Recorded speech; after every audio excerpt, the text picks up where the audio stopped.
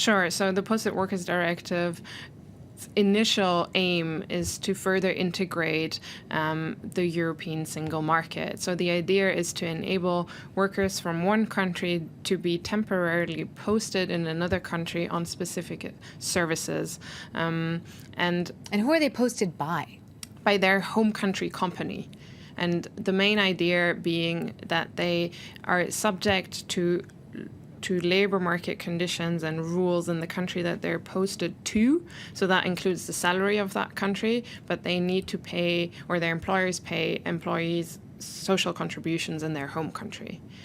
So do they not have access to social benefits in the country in which they are staying? So in theory, they should have, but often there is a lack of control and there's a lot of fraud. It's very difficult to essentially control whether they do. And for example, very concretely, what happens is that they're being paid the minimum wage according to law, but then their employers subtract from that their housing costs or the costs of living, essentially, and ultimately they gain much less.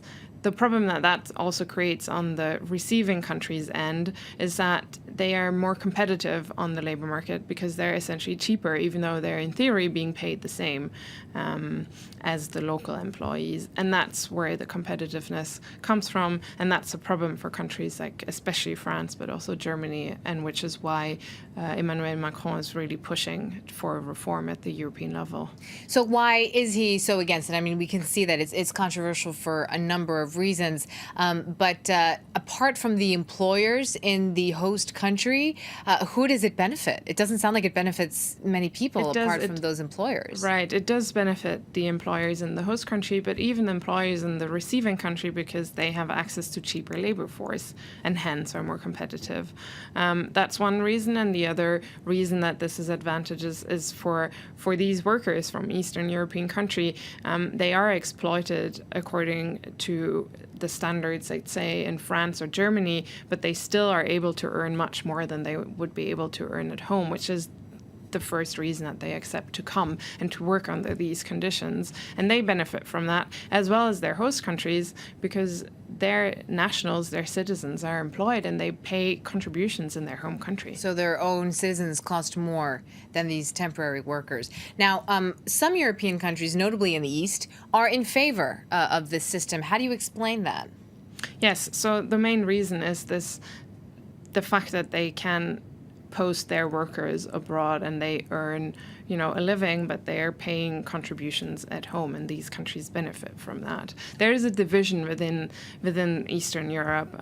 Countries like Bulgaria and Romania that Emmanuel Macron is visiting, they are much more favorable to reform. Poland and Hungary remain opposed at this stage. And the main issue mostly right now in terms of the reform is to reduce the amount of time that a posted worker can go abroad and be posted in his job. The current directive that's in place accounts for 36 months, right?